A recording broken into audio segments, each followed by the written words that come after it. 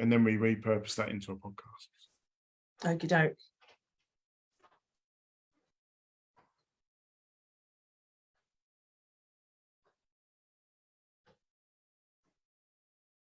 Here we go. We're live. Welcome everyone. This is we're live Tuesday lunchtime. So as I always like to call it, lunch and learn.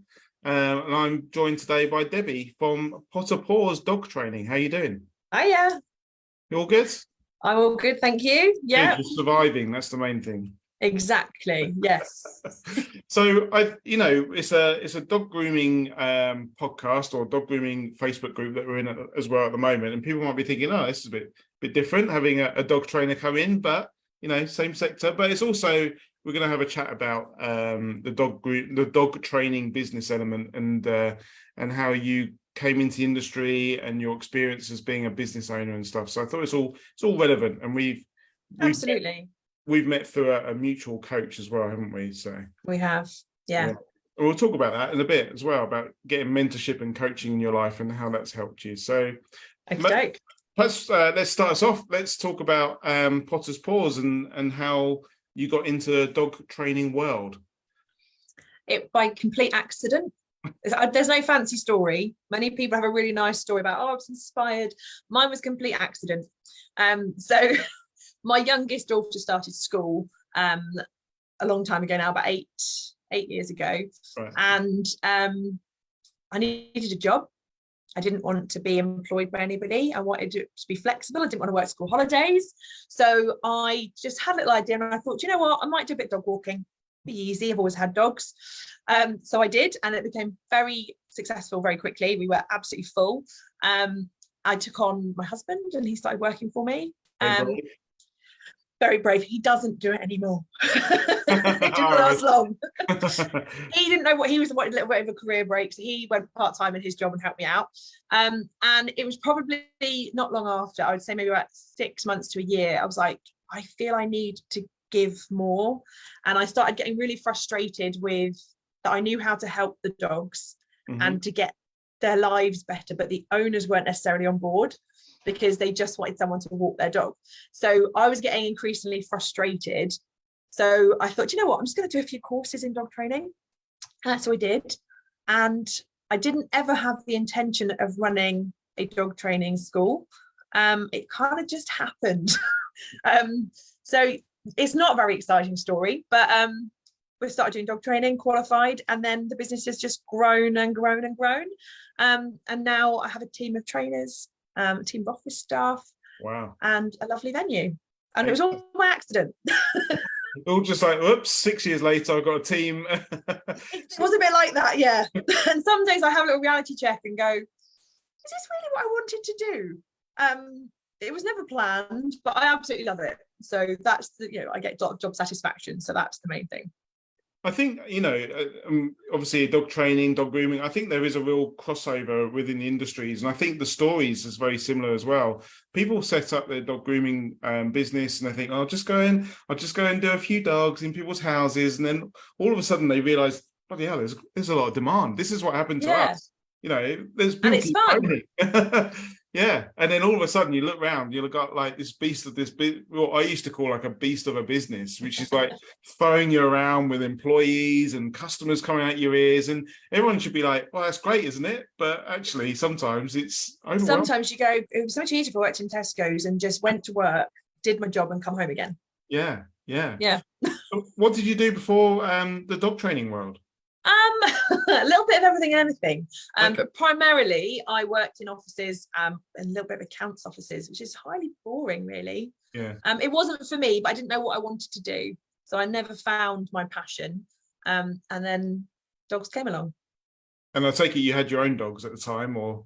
Yeah, so I've lived with dogs since I was very small, but I had my own dog, and then just as I sort of transitioned from walking into training, I got my first puppy, who taught me probably how not to do it. Yeah. And then the next few puppies, I've got 3 dogs currently. The next few, I perfected my skills, and obviously all those things that I've learned, I put back into my clients now. Yeah. So I say, if you want to know how not to do it, look at my first dog. There's very similar stories as well. I get a lot of people come and speak to me and say, well, I bought a cockapoo or I bought a spaniel and I wanted to learn how to groom it myself and enjoyed it, and then started the ball rolling with their own businesses. Yeah, I think that's definitely apparent since COVID as well, when people had to learn to groom their own dogs, or some people did. Yeah. And then they started realizing actually this could be good. Yeah, there's COVID, and I've mentioned this quite a few times. COVID always brings a story out. There's always a COVID story. If I sit there and say, right, tell us about your business, like, well, during lockdown, I was sitting there thinking, I'm really bored of being in this office, and I want to do something different. So you're pre-COVID, weren't you, when you started your business? We were, but it definitely had a massive impact on us, because many people went, well, I can't do anything. Whereas we said, well, I said, I cannot sit back and do nothing. I've just built the business up. I'm just thinking about employing my first member of staff who volunteered with me. I can't let this fall. I've put too much effort into it. So we decided to switch everything virtual, and we did all of our dog training on Zoom. Wow. Which many people were very skeptical about. How can you train dogs on Zoom? But it was where most people realized actually it's more about me than the dog. So obviously there was a massive puppy boom, and we went from doing 2 puppy classes a week to 7 during COVID. Awesome. All online. Yeah. As well as all of our other classes. And it was, I think for most people, it was really sort of eye-opening as to how you can use just everyday equipment lying around the house to like make obstacle courses and to just interact with your dog. So it was really fun for us to how to work on our feet a little bit, but also it was the point where that puppy boom has obviously grown our business. Yeah, so, I mean, and massive pivotal point. Massive hats off to you as well, because I bet there was a lot of dog trainers sitting there. I can remember actually the day that I think Boris was about to come onto the TV, or it was the day before, or it was building, and I was driving back from Birmingham just thinking, what's this going to be about? What's this going to be like? And I bet there's so many businesses, the dog groomers out there as well, thinking, shit, what's going to happen? And dog trainers, you must have all been sitting there thinking, shit, what's going to happen? Absolutely. Yeah, I remember sitting there crying my eyes out, like going, what on earth am I going to do? Yeah. But luckily my husband stayed employed because he's works at the NHS, so he was okay. Oh, wow. We knew he had a job, so that was good. And it was the point where we said, actually, we're not going to walk anymore. We're kind of sort of doing hybrid training and walking for such a period of time. It helped us make some really good decisions for the business. So it was obviously a terrible situation to be in, but lots of positive came from it. Had you even heard of Zoom before COVID? No. never used it at all. So what gave you the idea? I mean, I didn't know you during COVID, but I actually I've got other associates who I know do online dog training. They're in the same position, and they just switched their business overnight and went online, which, as you've proven, it's just expanded business for them. And I actually took one of we had a lab puppy at the time, and I took one of their online courses, and I was amazed at how much the dog trainer was looking at my dog over Zoom, positioning the camera, and as soon as the dog did something correct, it was like she saw it every time the dog did something correct over Zoom. It was like, yep, there we go, reward sort of thing. And I was like, it really does work. It really does, because it's kind of opened up a world that we can train virtually. You don't have to be right on the doorstep. We've now trained people in Cornwall, in sort of Northumberland, loads of different places that we would never have reached before. And it's also developed our online programs as well. So it's just created so much more opportunity, which is great. So how did you, what made you pivot? What made you go to Zoom? Can you remember? Was it advice from someone or? No, I don't think so. I think I just saw some other people going, oh, let's do this. And I think Zoom had already sort of started to kind of come in, and people had already sort of said, oh, we're going to try and do it online. And I thought, well, if they can do it, why can't I? If your dance class can go online. I was a Girl Guide volunteer at the time. So I was like, if we can do guide meetings online, if we can do work online, why can't we train dogs online? And I remember saying to our first clients, this is new. I've got no idea how it's going to work. But it works so well. And as you say, we can see over on computer, we can see the screens, we can see what people are doing, and we can say, you know, just do this slightly, do that slightly, look at this, look at that. So it's no different really from our perspective. We look from the outside in when we're training anyway. So we're just a little bit further removed. But it also highlighted the opportunities to educate people on the theory side of things as well, which I think maybe before COVID we hadn't done as much. So there was a lot more emphasis online of teaching the people rather than the dogs. So it was just more opportunities came about. Yeah, and you know, it's something that in the grooming industry, there's a lot of frustration, I think, with pet groomers. You know, we're very, very busy people and don't get an awful lot of opportunity to sit down with people and, like you said, provide that education for. So we write blogs and emails and stuff, but you're now running sort of educational courses for dog owners. You know, maybe does that come before the actual training classes? You know, go and do the homework before you start the training. It does for our puppy classes. So our puppy, we don't do a puppy class anymore, we do a puppy program. So as soon as somebody books their puppy class, they get our online puppy course, which is almost like preschool for puppies. So it's educating them on the common puppy issues like puppy biting and toilet training. They get that from the moment they book. So they don't have to wait to come to class when the puppy's 10, 12 weeks old, when they've missed sort of 4 weeks window of opportunity. They've got that knowledge from day one. And as we say, you know, at the end of class, we can quickly answer a question, but you've now got a 40-minute chat all about it that gives you everything you need to know.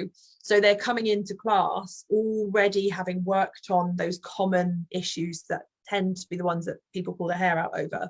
And then when they do come to class, we can focus more on the actual training and the puppy as a puppy rather than all the headache that comes with settling them in the house. Yeah, that's it. And I remember when we got our first Labrador puppy, I had a week's puppy leave from work. I took a week off to do that initial, you know, toilet training, you know, sleep patterns, everything like that. And that dog was awesome. The subsequent dogs, I didn't take the time off, but yeah, I mean, I think again, you know, I encourage a lot of my clients to put together a puppy package similar to that. So getting them used to grooming. So maybe, you know, these are added extras that we could be looking at as an industry. Absolutely. And, you know, even simple things like which brush to use, because so many owners are not aware of there's different brushes around. And each coat needs a different brush. Most people don't know that. So little online courses would be a pretty good idea. A lot of them don't know they have to brush a dog. Very true. So just do it yourself. It sounds like you have a very common frustration, and that is, you know, it's not the dogs. The dogs are fine. It's the people. And it's the people, it's the owners, it's the dog owners. So there's a very common sort of frustration.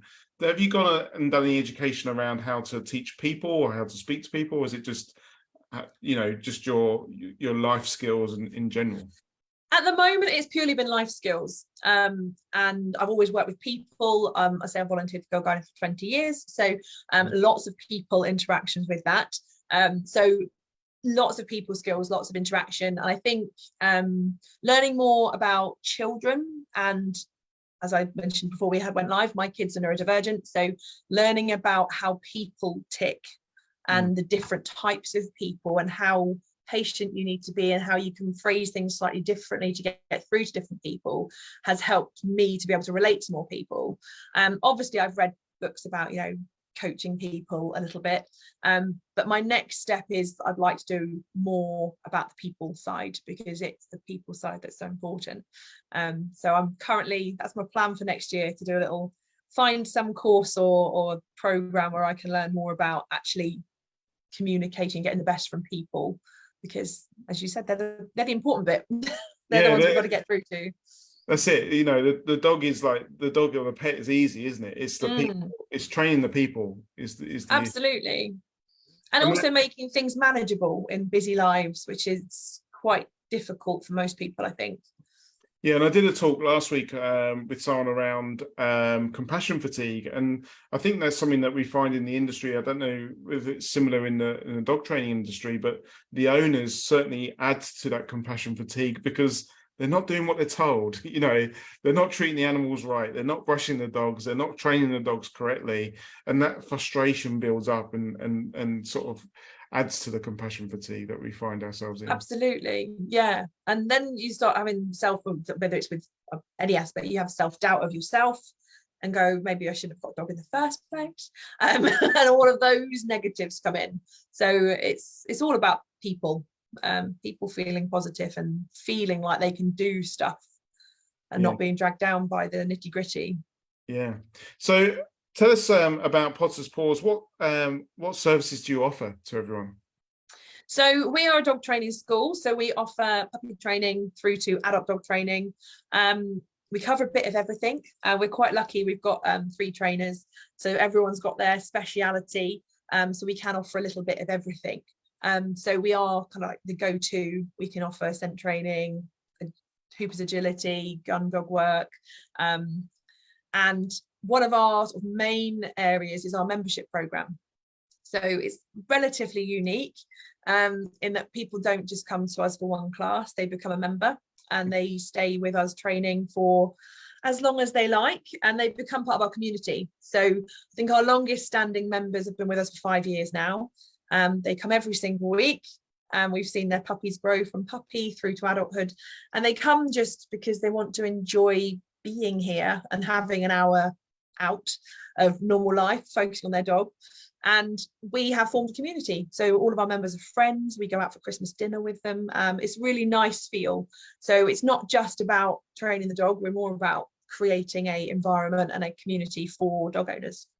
Yeah, and I think that's what brings them back, isn't it? It's just not community, that community feel that they end up making lifelong friends. Absolutely. All got dogs in common, so you know. And a lot of our members do now. They're like, "Oh, we're going out for coffee after this," and it's really nice that they've almost found new friends through us. It's nice to know that we're facilitating that. Yeah, and I think a lot of businesses start to step away from that, haven't they? Where it's maybe because of the online space, or withdrawal from the high streets and stuff like that. Mm-hmm. But actually, the online space allows you to start to build that community, and then you can bring them together. I know a dog groomer actually, who I think organizes like dog walks. So amazing. Get them to get their customers and clients together and chat. Yeah, I think especially in the last few years we've kind of forgotten how to talk to people. Yeah. Everyone has become a little bit more isolated. So it's nice for people to get out and chat to each other. And what's good for you, obviously, is it creates that monthly recurring revenue, doesn't it? It does, yes. So we know we've got that much money coming in each month. Majority of our members then upgrade, so they don't just come to one class. Some of them come to 2 or 3 classes a week, so they might as well move in. And obviously they keep coming back. They must like us, and therefore they talk to their friends and tell them about us. So it's not just about them coming back to training each week. It is the recurring income, and it is almost free marketing because they get merch for being a member. So they all get a little rucksack with our logo on, and that goes off around the country as they go on their walking holidays. So it has a few benefits to it as well, which aren't there on the surface. It's not until you start looking underneath and go, oh yeah, they do that, and they do this, and they do a lot for us. And then lovely. Yeah, and once they've started experiencing, Potters Paws, you start to build that know, like, and trust up with them. The upsell, the continuation of them within your business is so much easier, isn't it? It certainly is. And many of them then come to extra things and more things. Despite coming to training 3 times a week, they then book extra activity days, or they want to try everything we've got on offer just to see if it's good, which they know it's going to be because they like coming. So yeah, it does. It has so many knock-on effects that you just wouldn't realize are there. Yeah, it's awesome. So but obviously as a business owner, business is always like a bit of a roller coaster, isn't it? Absolutely. We sometimes sit here and we like sing the praises and go, well, this is working really well, but deep down there's always something to be sort of a yin and a yang, a spinning plate. Always keep going. Always, yeah. So absolutely. Sorry, from What's it like running a busy dog training business with staff and all sorts? It's challenging. There's so much to it. Obviously our members are great because they provide that regular income, but we do have to constantly market to new dog owners to get new people through the door. So the marketing side of things is a real headache. Constantly trying to get new people in, and obviously we've got a huge overhead now because we have a venue that we lease, so I probably earn less than a single one-man band groomer because we've got so many overheads, but we've only been in the venue for a little while, so we're still building that and developing new opportunities. Now we are here, we've been moved in just over a year, so that sounds quite a long time, but it's been taking forever to get all the little bits where we want them to be, and obviously managing staff. I'm lucky that our staff are pretty much a family. We all get on so well together, but we do have our office lady who has children, so school holidays, she has more time off, and life happens. We all have dogs, so if anything goes wrong with our dogs, then we'll have to take time off. So it does bring those extra challenges of managing people, not something I ever really expected to be doing. No. So it's new skills for me as well. I'm having to learn all the time, and you forget how much you've had to learn and how many books you've read and how many sort of areas you've looked at for support. But it is obviously an ups and downs. Some days you go, God, this is brilliant. And other months you go, oh, that was a bit of a tight month. But that's business. Everyone has the same, don't they? Yeah, that's it. And I was talking to some of my clients last night, and we were talking about staff, and many people shy away from having staff. But I think having staff obviously helps you to start to scale your business. It helps you if you need to have holiday and your business can carry on. So it creates consistency and go on. Absolutely. Yeah, it creates consistency. So I've literally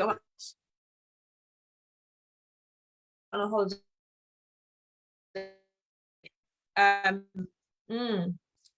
Sorry, we froze there. My back. Yeah, just wait for your internet to reconnect. So Sorry. but like you said, no one teaches you how to run a team, do they? Unless you're obviously management, but no one teaches you this. Absolutely. It's amazing how many times I go, oh, I learned like business studies when I was like 16. And I go, oh yeah, do you remember that? But there's so many skills, employment law and health and safety, that things you just go, wow, I don't know all this, which is where we're so fortunate. There are so many people that expertise in their areas that you can call on other people to do those things for you, which is quite nice. I don't know. I mean, we struggled for many years trying to do it all ourselves. Do you outsource things like your HR and I do outsource quite a lot. Yeah, to begin with, I was very reluctant because I was like, that's money I'm having to pay out. But the hours it has saved me and the headache of me getting it wrong. So we do outsource bookkeeping. I outsource my email marketing because I don't like doing it because it takes me hours to work out what to say. And I just send my email marketer 4 sentences and she produces this wonderful document, and I'm like, wow, that's amazing, how did you do that? And it converts. Her emails get a lot more traction and a lot more interaction than mine would. So it's for me, outsourcing. If you're not sure how to do something, or if it's something you're not confident doing, outsourcing is amazing. I suppose it's looking at it very simply, isn't it? Like, you're a dog trainer. That's your skill. You're not a bookkeeper, an accountant, HR advisor. This is like, other people have gone away and learned to do all this. So this is why we outsource, isn't it? Absolutely. And then you're doing it right as well, because there's always that worry of, have I done it right? Have I clicked the wrong button? Have I not submitted my VAT return correctly? Am I going to get a massive bill? Whereas you've put it in the hands of somebody who knows what they're doing. Yeah. So it gives you that confidence. You haven't got one less thing to worry about. I actually think, treating your business like that actually gives your staff that confidence as well, to know that they're going to be well treated. They're going to have everything done correctly. They're going to have contracts. They're going to have, pay slips. They're going to know exactly where they are, and they've got someone to go to speak to issues about, and you can get the correct answers for them if need be. Yeah, absolutely. And I think particularly in our industry, not many people, I don't know what it's like in the pet grooming industry, but in the dog training industry, most people are employed as self-employed. So there's no contract, and they can pick you up and drop you whenever they choose. So I personally find doing it differently and having employed members of staff, they've got security. They know I am going to pay them every month. They are going to be treated well. And equally, because I look after them, they look after me. Yeah, I love that phrase. It was a bit of a slip, but I think it really reflects the employed, self-employed, because there's big battles in these industries about what it's, and I don't think the government make it easy by not actually defining what, there is a definition about self-employed, but there's so many grey areas. But certainly you see it quite a lot. Employed, self-employed. I like that phrase. I'm going to keep that one in my head. But yeah, giving people the confidence to come to you and say, right, you're going to have a contract, you're going to be paid, you're going to be part of our team, and it gives that reassurance, isn't it? And they work harder for you, I believe. If you, it's like with anything, you treat people how you want to be treated, and if you treat your staff well, then they double that back to you. They shout about your brand, they shout about the company. They don't go home and slag off their boss because they're a pain. They then, more people they know then feed back into you. So it's a win-win situation, really. Yeah, it's to their benefit that your business does well, doesn't it? Yeah, exactly. And the more the business does, the more they're likely to get a pay rise or have extra holiday or whatever. So yeah, everyone wins if everyone's happy. Now, a big question. Here's one which groomers often struggle with. Do you allow staff to take their dogs to work with them? Yes. Yeah, we do. We have a little rota as to who's allowed their dog in on what day. Oh, wow, that's interesting. It works well for us. We have training classes 5 days a week. So different staff members work on different days of the week in terms of when they're actually delivering to clients, and then they have different admin hours. So if it's your admin day, then it's your day to bring a dog in, basically. So we have a little rota as to who's bringing their dogs in, who, where, purely because if they were all in at the same time, we'd get no work done. But obviously, they do get to come into the office. Our office is within our barn, so they get to run around. They get to go and make use of our training fields when they're not in use. So they get a lovely life coming into work with us. So massive perk as well. A massive perk of the job, isn't it? Absolutely. Yeah, absolutely. Yeah, and my staff, I think they're quite lucky. They might disagree, but they do get free dog training classes. We all take it in turns to go to each other's classes so that we all get to enjoy taking part as well as delivering, which is nice for us all to do. Yeah. Is there any other quirky perks that you give your staff that you can think of? They get some CPD training, so they can pick whatever course they want to do for the year, and we pay for half of it.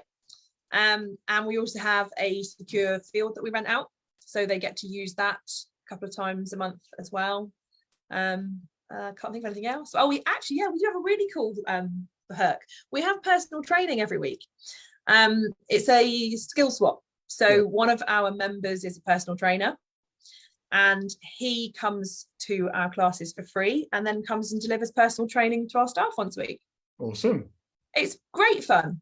And obviously he's a local business person just the same. So he shouts about us, we shout about him, share each other on social media, say, oh, we've been doing this today. So again, it's more interaction, it's more connections, and we both benefit without having to exchange any money. Well, and also mental health is on the rise, or is more talked about nowadays. So, having something like that for your staff, where it's getting them active, it's taking them away from the day job, as it were, but it's getting them active, getting them moving. It's good. It's good for the endorphins as well, isn't it? It really is. Yeah, it's great fun as well. It's amazing how, because he comes to us, so what you can do in a dog training barn in terms of fitness is pretty cool. Yeah. That's a really good perk. I like that. Now, something of you mentioned something earlier, which was the dreaded VAT. Now, it's something that people in the pet grooming industry, that they can run a business and set up a business quite quickly, and they can get to the VAT limit, barrier, whatever you want to call it, very quickly as well. And I've done a podcast before about $100,000 business with 2 or 3 people in it. It's quite easy to get to, and some people turn around and they're quite surprised at how quickly they reach the okay. Well, obviously, the dog grooming industry, dog training industry is very similar, where you have a lot of one-person businesses, but you're a lot bigger. What was it like when you got that the heads up from the bookkeeper, you're at 80,000 turnover now, what was going through your mind? Because Terrifying. Absolutely terrifying. Because there's a story behind it. I actually had a different bookkeeper who didn't tell me. Oh, okay. Because they weren't very good. I have a new bookkeeper now who's amazing.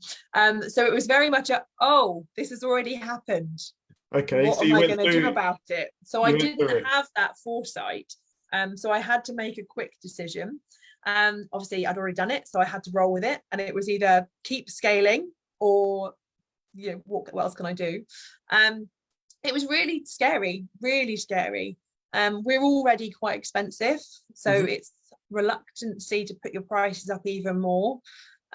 So we had a few tweaks, and we tried to keep prices the same whilst reducing things slightly. So we shortened our classes by 10 minutes, which was a very educated decision, really. So it means that we can get more classes in, an extra class in on a Saturday, basically for the same length of time I'm paying my staff, which counteracted our VAT a little bit. But yeah, it's been a real shock. We've been VAT registered for about 18 months, 2 years now, and yeah, it's not nice. Nice. So was it something on that you were thinking about? Did you know it? Did you know to think about it? Did it, or all of a sudden you're just like, by the way, you're at 100,000? I knew it was coming, but I wasn't quite sure when it was coming. So yeah, I knew I would have to make the decision sooner or later, but it just kicked me into going with it. You had no choice.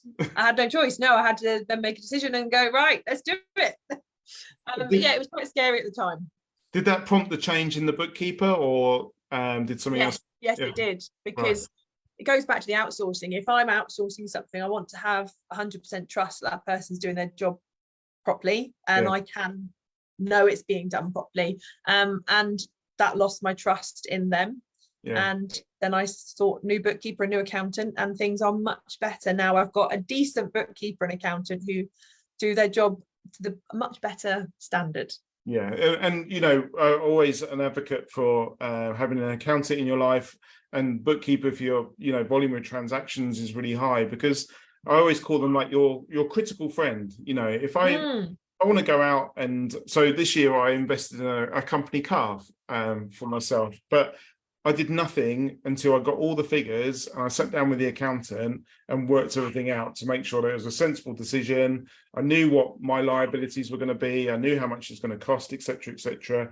And it's the same for any sort of big purchase or any decisions, big decisions in your business. The accountant's there to help with those decision makings and give you all aspects financially, isn't it? Absolutely. I know our bookkeeper comes to see us once a quarter, and she'll go, what was this expense for? Can we reduce that somehow? Can you do it slightly different? So she's not just a bookkeeper. She looks at things from a money point of view and says, I think you could save money there. Yeah. So she actually helps us to make decisions about the business as well. Yeah. So were you left high and dry with the VAT? Were you fined, or were able to sort of sort it out? We were able to sort it out, and it was all fine. But yeah, having to consciously think about it. I remember at the beginning, when we were just transitioning to VAT, and we had our first host trainer come into the venue, where we have somebody else with a different expertise come in and worked out all the pricing, put it all out there, and I went, I forgot about VAT. So I earned nothing. I had 8 people come to this lovely workshop, and I didn't earn a penny, because the profit that I thought I was getting was actually the VAT. I didn't make that mistake again. Good. And how did you go about sort of talking to your customers about it? Because a lot of people, they have to go VAT. Sometimes I explain it like, imagine your business runs January to December, and you hit 85 or 84,000 pounds in October. What do? Do you just close your doors and say, oh, sorry, I'll be back again in January? Everyone's like, oh no, we can't do that. We make all our money in December. Yeah. It's a decision, isn't it? There's a reason why your business gets to 85,000 pounds, and that's because you're doing well. That's because absolutely your clients love you. Your marketing is awesome. They keep coming back. They keep wanting more. So there's a reason why you get there to the 85,000. You've got to take a bit of reassurance in that, don't you? But it's not the initial thought that goes through your head. No. But once you've slept on it, you Yeah. then go, oh yeah, this is a good thing.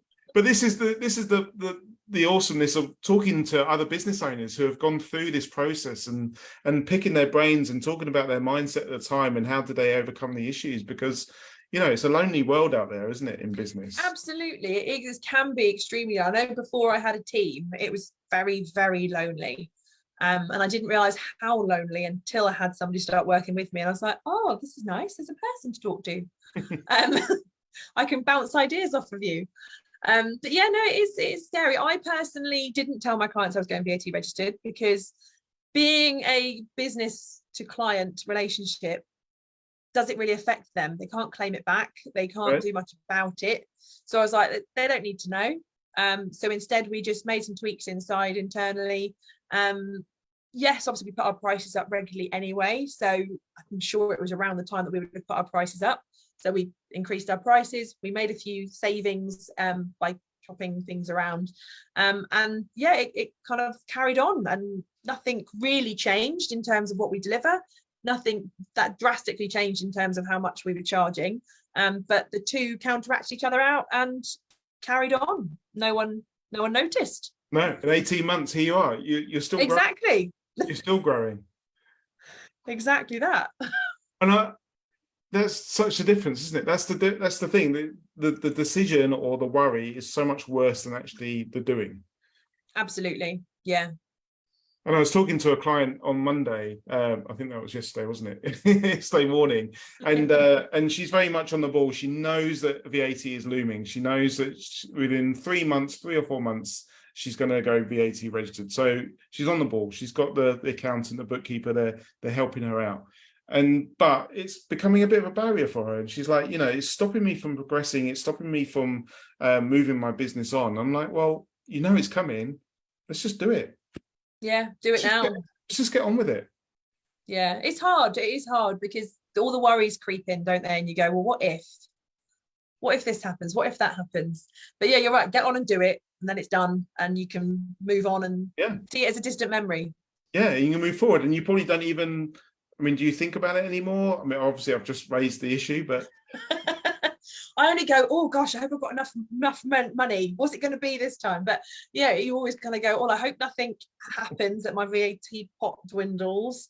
But it's about planning, isn't it? I think it took me a while to get into that, of going, I now expect this big bill. I've got to save for it throughout the quarter, not just go, it's due next week. Which is a new habit to get into.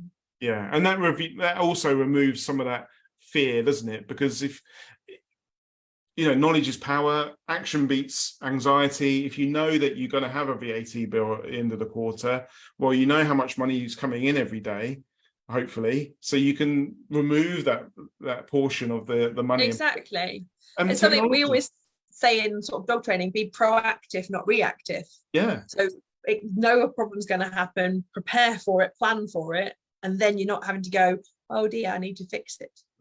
Definitely. And don't never piss off the VAT man, or no. they're very powerful people, but yeah, absolutely. You can plan for it. You know what's happening. Modern technology now with like bank accounts like Starling and Monzo and Metal, where you can actually take off money and put them into pots. It's all there. It's an amazing new feature. I'm with Starling, and they've just introduced the split payments. It's amazing. It makes life so much easier, rather than having to work out what is 20% of that. I've got a little story about that, which made Robin laugh.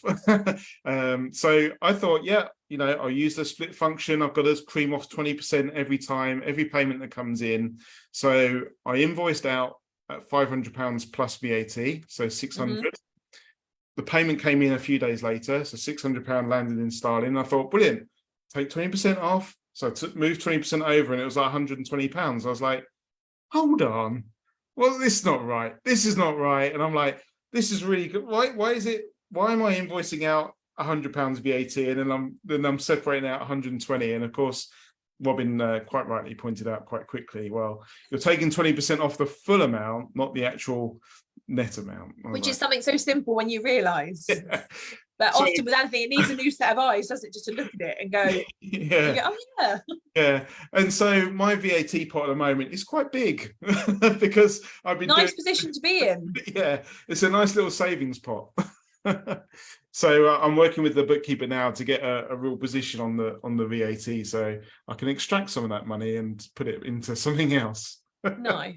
But yeah, these things crop up. But like you said, it's having, and perhaps it's a good point to move on to coaching and mentoring, because it's having someone else looking into your business from the outside in, to help you with your business. So now I'm a business coach for the pet grooming world. My wife and I reached out to a normal business coach, a business coach that covers all streams of businesses to help us with our business, and made incredible changes overnight when we signed up to that. Coaching and mentoring, like business coaching and business mentoring within the pet industry, it's not really something that's done a lot, is it? It's not something that you come across very often. It's not. I think if you know where to look for it, it's there, but it's not something that's shouted about, and it's not something you often think you need until you have it. Yeah. What inspired you to reach out for, or how many coaches or mentors have you had? So I have worked with 2 or 3 that I can remember. Racking my brains. Yeah, 2 or 3. Some I've just made use of their free content, as we all do, because it's a nice tester to see if you're going to get on with them. And I've seen a few useful things, but then something's gone, no, I don't know about that. I've worked with 2 as paid coaches and mentors, and I had a spell where I thought I didn't need it anymore. Which at the time was probably a good decision. But recently, probably about a year ago coming up, I started with a new business coach. And just having someone else see something from a new perspective, you get stuck in a rut of thinking in a certain way. And then having a fresh set of eyes, or just someone to speak to, even if you're not actually directly talking about your business, but generally hearing about their ideas and thoughts, I feel it just helps you just look at things from a different way and see things differently. Obviously, some things apply, some things don't, but it really helps you to look at your business as a business, because we get caught up in the day-to-day running of doing the job day in, day out, and before you know it, the next month has rolled by and you haven't done anything that you wanted to do. And that was me, to be honest. All these wonderful ideas, I'll do that, but then getting clogged down with the day-to-day stuff, and then those big ideas never happen.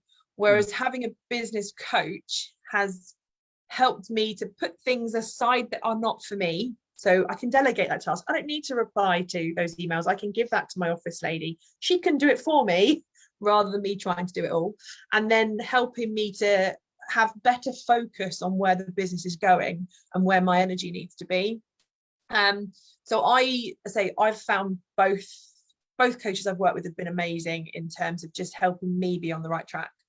Yeah, I saw an amazing quote the other day, and I wish it was mine, but it wasn't. I can't take credit. It's off Facebook, but it was like, when you start treating your business as a business, you'll start getting paid as a business. And I thought, that's, a lot of people, and I want to help the pet grooming industry, like, create careers. It's a fantastic industry. It's so diverse, and you can earn good money. And I want people to start looking at it and making a career out of what they're doing. The same as the dog trainers, like you are, like you're doing at the moment.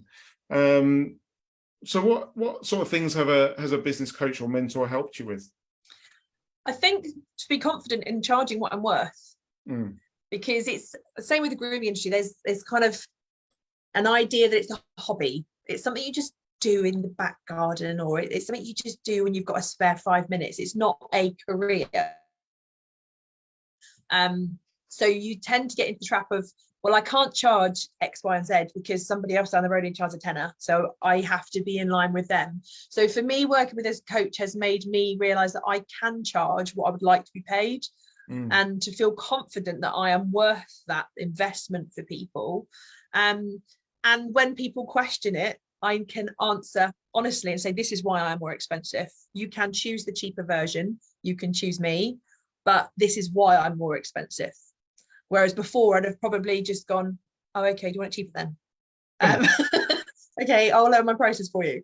Whereas now I will say, this is why you need this package. This is why I would recommend the most expensive package, not the cheapest, because it's what you need. And this is why we charge more. So it gives you more confidence. And do you find Confidence. Yeah, and do you find that a coach has kind of extracted your personal qualities and made you realize what your personal qualities are? Absolutely. I think for me, a coach, they don't just see your business, they see you.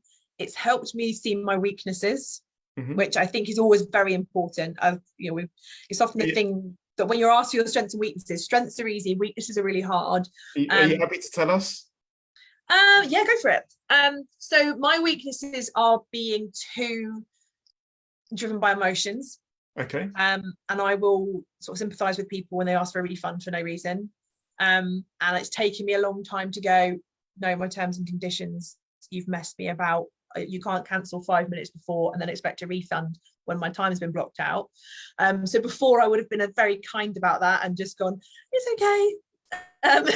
Whereas I've learned to be confident with that weakness now, and separate, I say, that nice me from business me. Yes, I am nice and I am polite and I will care about you and your dog to the end of the earth. I'll think about them while I'm going to bed at night if they've got an issue, but I still need to be paid and I still need to be treated as a business, which is something that I feel business coaching has helped me with, because most of us who work with dogs are really nice people. And we're caring. Yeah, and you actually this came into the compassion fatigue talk as well, because you're very empathetic. A lot of empathy for people and for pets and for animals. So absolutely, when you put the two together, business and empathy doesn't always go together, does it? Because you see the other side of the argument, or you see that person's point of view, and you're like, oh, I can really, but actually, absolutely, doesn't pay the bills. So it's really, exactly. It's actually, you've got to think of your business pays your bills, and yes, you can be nice and kind, but people can't walk over you and they can't take advantage of that niceness, which unfortunately some people do, obviously. But it's the same as in anything, pet grooming as well. You do feel for the clients, the dogs that come in that need full shaving because they're matted or what have you. You feel bad for the dog and the person. You might go, well, it took me 4 times longer, but I'm going to charge you the same price because I felt bad about the dog. It's that emotion taking over the business drive. It's hard to put the business first. It really is. So your emotions kind of overtook, and you were giving discounts or giving money away. Yeah, absolutely. And I'm better at not doing that now. These are our prices.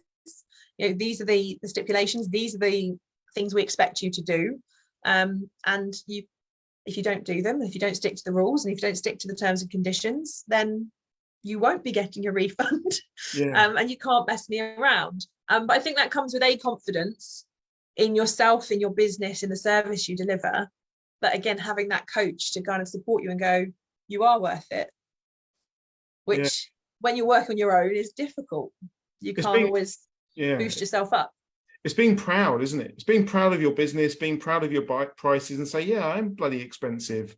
I am worth it. What do you think about the term charge your worth? Because that gets bounded about so much within probably in the pet grooming, in the pet training industry. The charge your worth it's difficult, isn't it? I always say, like, if you don't feel, if you struggle with self-confidence and imposter syndrome, you're not going to feel very worthy at times. Absolutely. And that's a journey I've been on very recently, building my self-confidence. And it has changed everything I do. Just to feel more confident in myself, because otherwise you do go, well, I'm sure the trainer down the road is just as good as me, if not better, and you don't know, but you assume everyone else is better than you, or what they're doing is better than what you're doing. So having that self-confidence means that you can charge your worth. And I think this is where, yes, we run a business, and yes, we are an individual, but I recently saw them as being very different emotionally. Financially, they're very different. Emotionally, I saw them as very different. But very recently, I've realized that my personal state of mind has affected the business's success. So working on my own confidence and sort of inner demons, so to speak, has helped the business to become more successful. Yeah. So looking at yourself and your own sort of mental health is really important. Yeah, I don't know at what stage when you're running a business it becomes separated, but at our sort of level, you've got a small team, a sort of small business level, you are very interlinked, aren't you? Your personal life influences your business, and your business influences your personal life. Absolutely. Financially and emotionally, doesn't it? Yeah. It's not like running a multinational company where you're a director sitting and just pushing paper around. It is you are heavily involved in your business. So it's natural that everything's going to intertwine. But knowing which bits affect each other and separate them out and working on them is really important. Is there any sort of books that you can recommend that you've read and thought, yeah, that's really sort of helped? No, not really. Not in terms of books. I've been doing other things. One book I've been recommended, it's on my shelf and I've started reading it, but I'm notorious for starting a book and then going, new book, and starting a new book, is Atomic Habits. Oh, yeah. I've not read all of it yet. I'm just beginning, but it seems to be very good, and I've heard it's very good. Just about creating better habits for yourself. And are you an avid listener of podcasts or audiobooks, or how do you do that self-development? How have you been working on that self-development? For me, in-person things are easier for me to access because I'm physically away from distractions of life and business, and I'm present in the place. So I like to go to in-person things over anything else. But obviously finding time to do those is tricky. Audiobooks for me are amazing because I can sit and listen to them, when I'm driving from A to B, or when I'm walking the dogs if they're all behaving and I'm in my field where I don't have to worry about meeting anybody. They're the things that I tend to like. Yeah. And self-development, I spent 18 years in the police, and they develop you skills wise, but I didn't find there was a lot of self-development, and I lived with imposter syndrome. I didn't know what it was at the time for so long, and it affected so much that I did. And starting to read and listen to audiobooks, listen to podcasts, it really starts to open up your mind. And I really encourage my clients to dig into those books, which I think, I'm just a little business owner, but reading Atomic Habits, reading Rich Dad, Poor Dad, listening to like amazing business podcasts, because like you said, you can draw this information in and apply it to your business, can't you? Absolutely. And even if only one part of each episode or each bit is relevant, it's one thing you didn't know before. Yeah. Like, so it's one extra thing. Yeah, email marketing, there may be some people that always do email marketing, but I never really thought of it as a thing for, the pet grooming industry, but it could be big. Your money's in your money's in your list, as it were, offering Absolutely. services and upselling and stuff like that. But a lot of people probably just gloss over that bit because they think, well, it's not what this industry does. No, exactly. And I think, especially, obviously I have a groomer for my boys. And you see them once, you don't see them again for 3 months or however long it is between your grooms. And in that time, generally speaking, I know from my groomer, I don't hear from her at all. Other than the fact that she comes into our barn and offers nail trims. So I do see her every month for that. But as a business, even if it's just a monthly email saying, hey, this time of year, do you know this grass seed's about? You can get them out. It's just that touch point of constantly being at the front of people's minds. And most people check their emails every day. Yeah, that's right. And, some people might be saying, well, but it's extra money or it's extra time, but actually investing that money in someone to do it for you, if you haven't got the time, can hopefully make you more money with your upsells. And it goes back to repurposing content. I don't know if that's something you talk about quite a lot, but repurposing your stuff. Most people aren't going to be following your Instagram, your Facebook, your podcast, your email marketing, your newsletters and everything else, because everyone has their favorite platform. So you can use the same bit of information in 5 different places. If they see it twice, does that matter? But at least they've seen it once. So it can just be a regeneration of your social media popped into an email. That's it. And it can be a regeneration of last year's work as well, can't it, really? Because you're not going to remember. In COVID times, I made this really silly idea that I thought about. When we assumed that lockdown would be 30 days, I was like, I'm going to write a daily email for lockdown. Well, it turned into like 156 emails. And every day was something you could do with your dog, or just a little tip or something. And I found them about a year ago, and I was like, I wrote all of those, and I've gone through all of them, edited them so they're not COVID related. Yeah. And now my email marketer includes one in our email every week. My social media includes one of my social media each week. Otherwise, they'd have just been sat in a document, never seen. Yeah. And yes, some people read them 3 years ago, but I'm sure they don't remember. No, that's it. Marketing assets. Mm. Your coach will be very proud. So I think it sort of brings us into the that you just mentioned about your dog groomer. You know, the working together, working collaboratively. You know, getting the different sectors of the pet industry together. You know, do you work with groomers? Do you work with vets? What's your sort of relationship like with these people? We are trying very hard to form relationships, trusted relationships, because as we've said, it's a very lonely industry. And most people work on their own. Most people work from home. They don't see people. For me, creating relationships with other dog professionals is so important, because we're kind of in the same boat, although it's a different specialism, but we all share the same client base. They're all people with dogs. So if you're a dog training school, all 90% of those dogs are going to need to go to a groomer. If you're a groomer, most people are going to need training. Most are going to need a dog walker. Most are going to need boarding facilities. So we can share that knowledge and that skill set between us and go, well, this would help me as a groomer. That would help me as a dog trainer if dogs came, then they could see, because it would be quite useful. So we can share information between each other. So I do think it's really important. We, since we moved into our venue, we have a annual event where we invite all of, or as few, can't have everybody, but a few other professionals in the area to come and join us for an evening, just to make connections. But we do have connections with a groomer. So we have a groomer come and hire our space once a month. So on the day that we've got our busiest client day, she offers nail trims. Nice. And majority of the people that come for a nail trim have turned into her clients. So she has gained a lot of new clients from just popping in and doing nail trims, which is lovely for her. Equally, she sent a few people our way.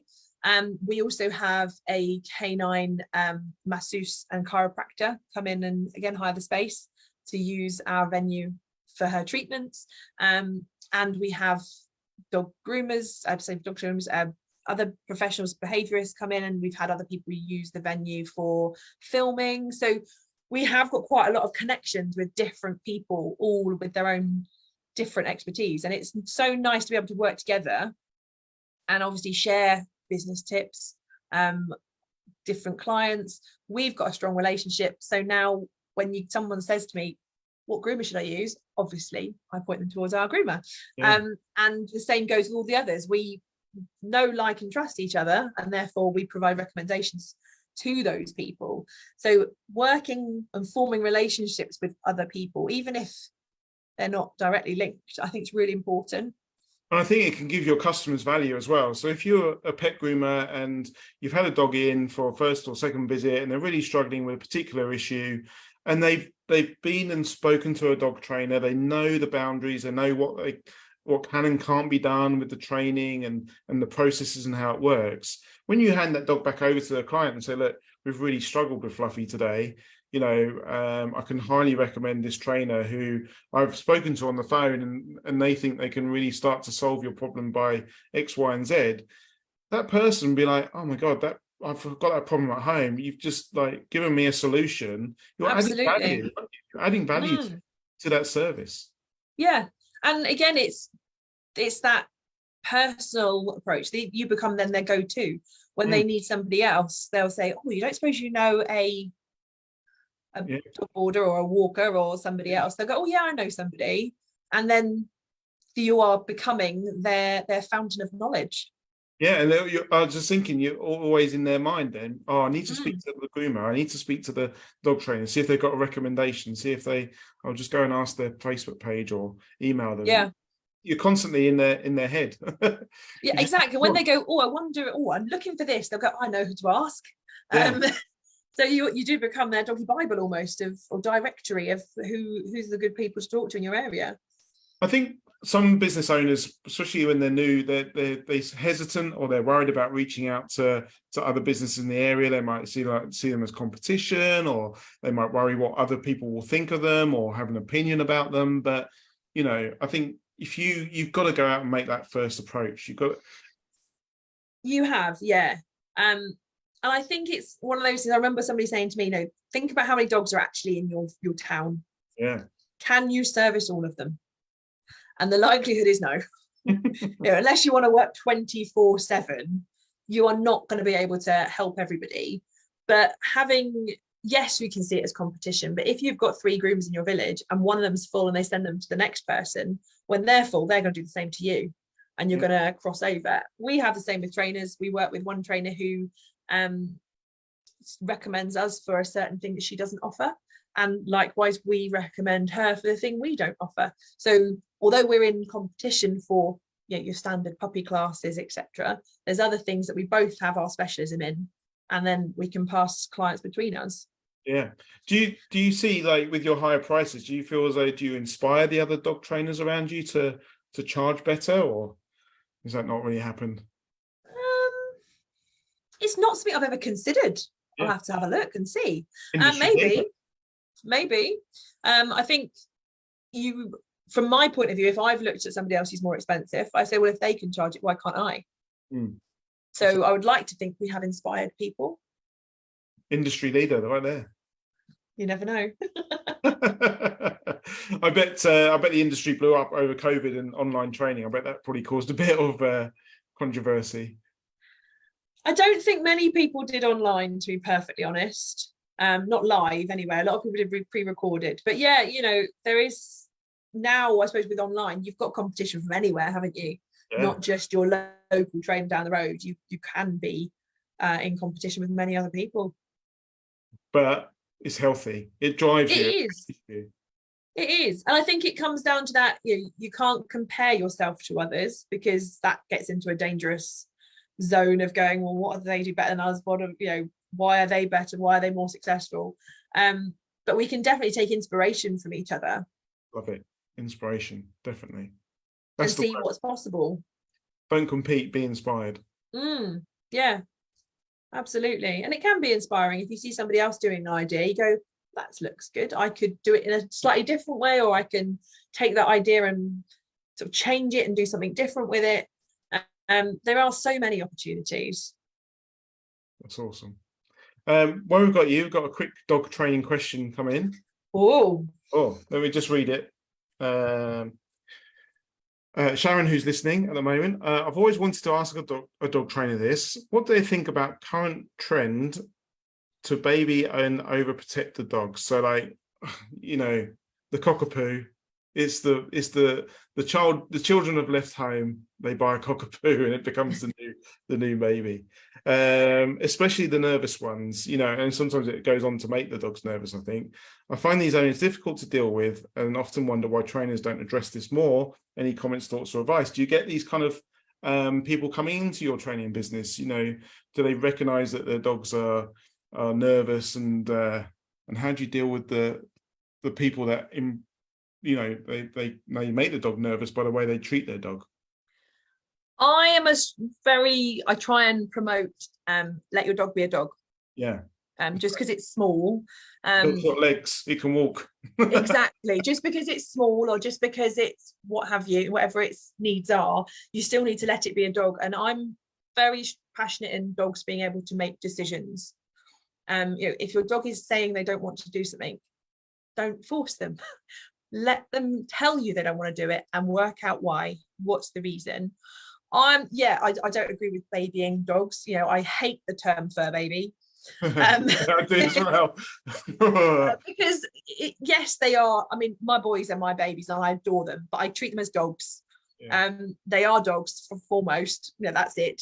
I will treat them in love. In fact, like I had a sausage for breakfast here, guys. You can split it in 3. You can all have a bit. I spoil my dogs, but in a way that dogs should or can be spoiled, rather than in making them troublesome. Yeah. I think a lot of insecurities often come from the person. That's the word, insecure. Their attitude rubs off from their dog and makes them nervous, don't they?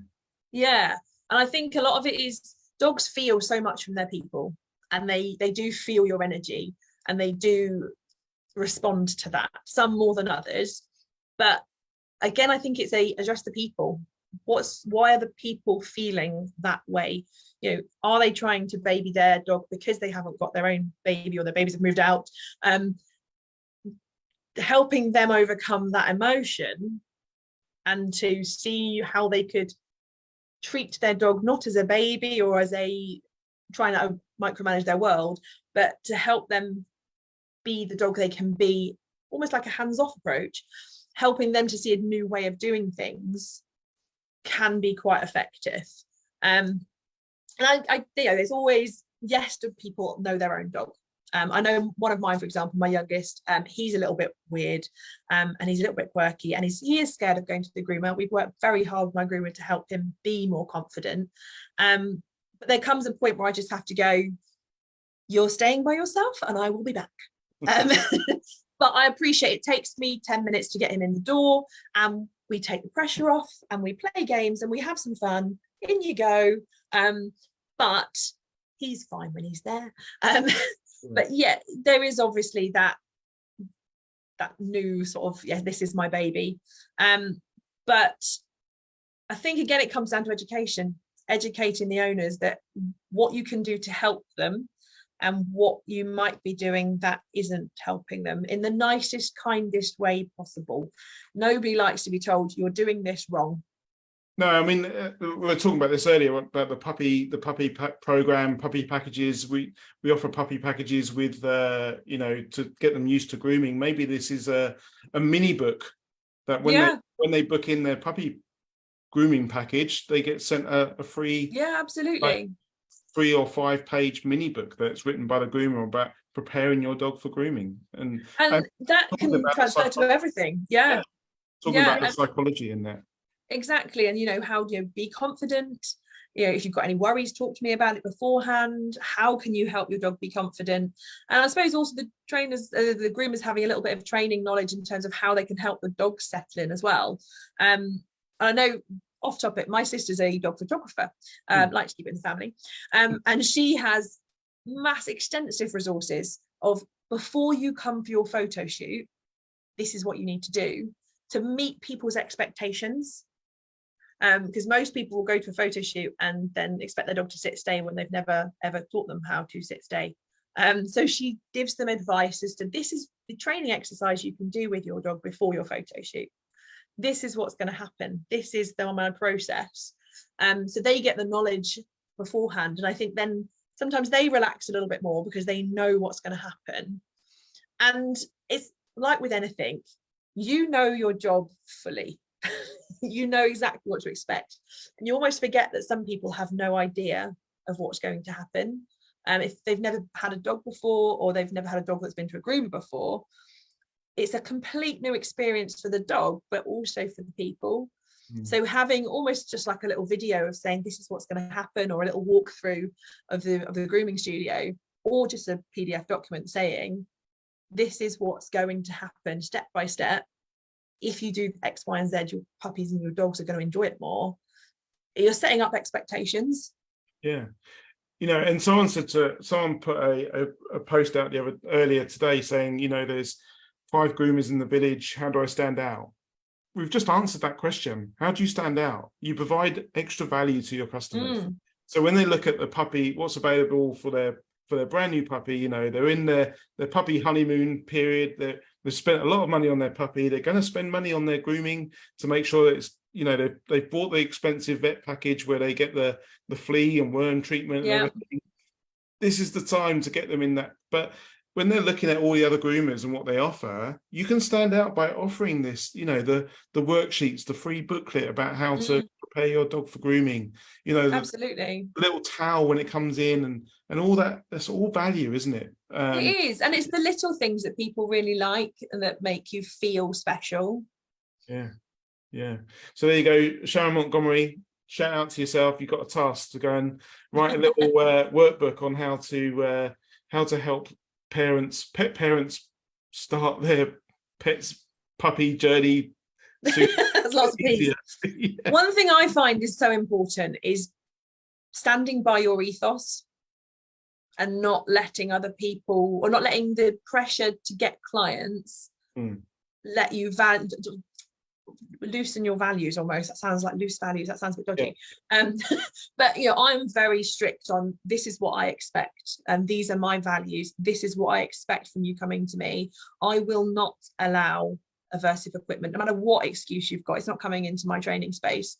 I am very strict on the fact that I'm not going to have it happen. Maybe too strict, I may well turn clients away, but they're not obviously the right clients for us. And I am, first and foremost, the dog's welfare comes first. So it's hard to do, again, it comes down to that confidence. It's hard to be confident enough in yourself and your business to go, I will not wane, I will not go, oh, just you, okay, that's fine. You've got to be strong enough in your values to then deliver that confident service. But the important thing about that, having those correct boundaries and values around your customers and who you will and won't accept, that will give you longevity in your business, because you'll avoid that burnout, hopefully help towards avoiding that compassion fatigue, and be a happier business owner. Yeah, absolutely. Makes your business a better place for people to come and go to. Yeah, absolutely it does. It's a better place to be. And I think we'll leave that. We'll leave it on that happy note. Okie dokie. It's been lovely. It's been awesome. And I think people are going to listen to this and watch this back, and they're going to thank you for being so frank and open and honest about your business journey and your weaknesses and stuff like that. Because it's lovely to hear it from other people and know that if you're feeling like this, you're not alone. You're not absolutely not alone. No, everyone's felt it at some point. Yeah. And it's good to know that you're not alone. Yeah, definitely. Well, thank you very much, and we'll let you get on with your day. Okie doke. Thank you very much. Take care. See you later.